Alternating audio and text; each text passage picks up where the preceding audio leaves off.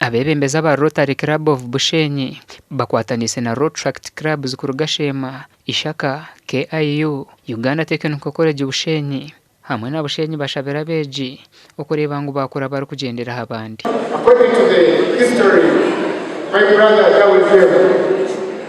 was started in 1962 to encourage young people to be responsible enough for their communities. Studying projects from that young age to grow up into disciplined adults, to grow up into the leaders who should shape this country. Abeegi bashomesibwe kuba kubasa kuba abantu b'omugasho hamwe no kugira umutima gwo kugaba habwo kuba okugabana mwemigisha mingi erukuruga. Aba ni gashemye tonkeje cyo kubanza nubamarize kuba Rotarian Mission kandi nubagezaho munonga kuyamba abana abatakwebaza ningashe butongore butakwebaza.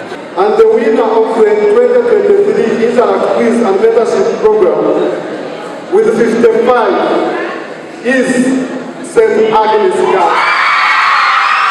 Habireho no kubyaremete nk'akamanyiso ko kwegesa abeegi eby'empindahinduka z'obwire. Omuganda abantu abari kwegitira mu kibine kya Lions zo muri Rukunjiri bashabirwa kushomesa abantu kureba ngo barinde eby'obuhangwa omu byanga byabo. But we need to know which trees to plant.